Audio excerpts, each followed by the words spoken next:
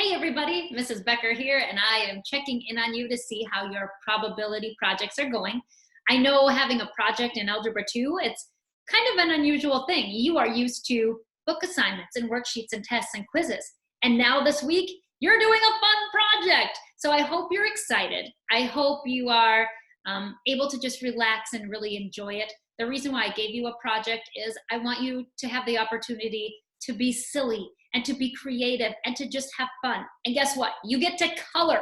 I don't know about you, but if I'm stressed out, coloring always helps.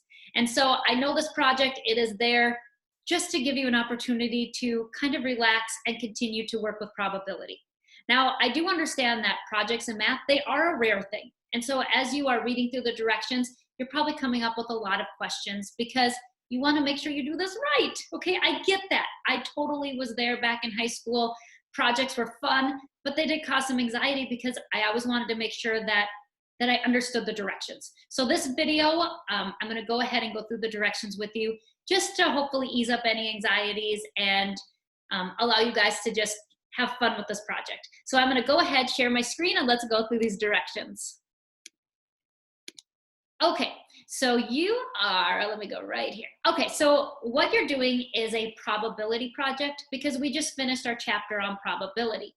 And one thing that is so fun, since we are all quarantined and staying home, hopefully you and your family are playing some board games. And so what you get to do for this project is you get to design your own board game. So cool. You can use any theme you want, something that you enjoy, something you think is funny. You can use any theme. Give your game any title. So please be creative, be fun, have silly, or be silly. Just enjoy this, okay? Here are the guidelines. And I know a lot of you who do have questions, the big thing is you want to make sure that you get a good score, okay? Let's go through the directions and make sure that that happens for you, okay? When you are building your board, what you're doing is you are designing a board for a company who needs a new up-and-coming game. So the first step, your board must contain at least 30 spaces. So all that means is when you design your board, please make sure you have 30 spaces or more. That's it, okay? All spaces must be in the shape of a square, circle, or triangle. Now read this part. Please use all three shapes throughout your board, not just one. Okay, right now, if you just went into mass panic, because let's say you were so excited about this project and you went right to it, but you used all triangles. Don't worry about it. Don't rip up your paper. Don't start over. Send me an email and I'll give you a little thumbs up and it'll be okay. All right. If you have not yet started your board, please make sure that you do include all three shapes. You want squares, circles, and triangles. What that's going to do for you is when you get to the worksheet portion, it's going to be a little bit easier for you. Okay. All of your spaces must be a color. They can either be green, red, or blue. So as you're coloring, please make sure that all of your spaces are red, green, or blue. Again, please use all three colors. So you don't want your whole board game to be just blue or just green. Please use a combination. Now, every color needs to have a positive or a negative value. Now, this can be based off of your theme. So let's say your theme is ice cream cones, okay? You could have the green color be 2 ice cream cones, and you can have the red color be -4 ice cream cones. It can be any positive or negative value. You base it off of your theme, okay? Shapes and colors, you want it to be totally randomized because again, when you get to that ending, the worksheet where it asks you to calculate probabilities, it'll be a little bit more creative and a little bit more fun for you. So you don't want to go blue, green, red, blue, green, red. You want it to be totally randomized, okay? So those are your guidelines, 30 spaces or more. Please use squares, circles, and triangles.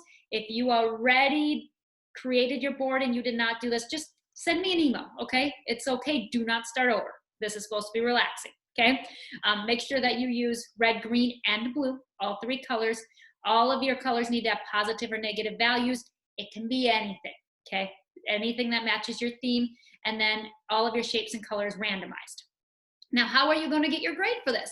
Well, you have 5 points for accuracy, meaning you followed those 5 guidelines that we just talked about, okay?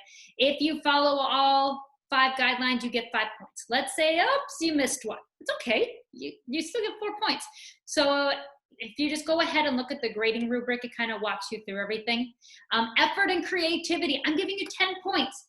Basically things like, does your board have a theme? Does it have a name? Is it colorful? Does it contain some drawings, some pictures? Is it fun? Like, am I gonna look at your game board and I'm gonna get really excited and wanna play that game? If so, you get 10 out of 10. Let's say your board has a theme and a name and it's colorful, but maybe you didn't include any drawings. You could still get 8 out of 10, which, hey, that's awesome. If your board has a theme and a name, but you kind of forgot to draw and color it and that sort of thing, you could get 6. And if you really didn't do it, well, then you can't get any points. But I'm thinking most of you are going to end up here, have fun with it, just, relax and think of something that you would enjoy. Game board questionnaire. Now, this is the worksheet, okay? There are 16 questions on the worksheet, and every single question is worth 2 points. Now, here's where you don't want to think too hard, okay? When you are looking at questions 1 through 7, it says assume that one space on your board is to be randomly selected for a player's game piece to be placed on. So what I want you to visualize, you have your game board set out, right? And a 2-year-old comes in and your game board looks so awesome, they want to play. So they're gonna pick up the piece and they're gonna put it on a spot, okay? They can't read, so they don't know where the start is. So when you're doing 1 through 7, assume that one space is randomly selected. So your sample space, and this is what number 1 is saying. Remember, a sample space is a list of all the possible outcomes. So your sample space is how many different spaces do you have in your board game. If your board game has 40 spaces, your sample space would be 40, okay? Then knowing that, let's just, for the sake of being able to give you examples, let's say that our board has 40 spaces, okay? So questions 1 through 7, a 2-year-old is just gonna put that piece down anywhere on the board game. So you have 40 spaces. So number 1, your sample space, 40. Now, what is the probability of a triangular shaped space being selected to start on? So again, this is the random. This is the 2-year-old putting that piece on the board game. Your denominator is 40 because that's how many spaces you have. What is the probability of a triangular shaped space? So you go ahead and count through your 40 spaces and say, okay, how many of them are triangular shaped? That would be the numerator. Then you go ahead, reduce the fraction, turn it to a decimal and a percentage. The next one, what is the probability of a green circular shaped not being selected? Okay, you gotta be careful, probability adds in those tricky little words. So again, your denominator is 40. Your numerator is how many of your spaces are not green circular shaped. Okay, so 1 through 7, that's the process. Your denominator will always be however many spaces you have. You're not starting at start because that 2-year-old can't read. They're just gonna put that piece anywhere on the board game, okay? Now what happens for 18 through 16? Now it's gonna be a little bit more similar to what we looked at in chapter 11 when we talked about probability, okay? For questions 8 through 16, assume you are starting from your starting point. So you are actually playing your game. Your piece is right on that start and you're ready to go and you want to win, okay?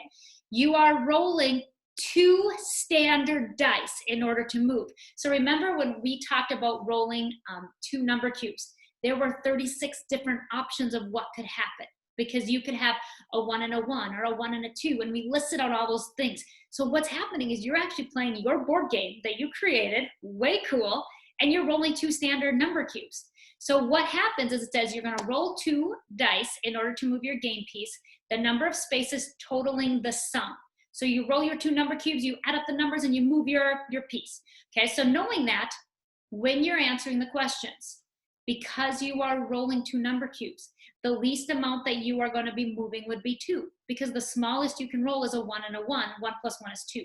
The furthest you're going to go on your board in any single roll would be 12, because the biggest numbers you can get are a 6 and a 6, and 6 plus 6 is 12. Okay, so as you go through 8 through 16, you want to go ahead and keep those things in mind. You're actually starting at the starting point and you are rolling 2 number cubes.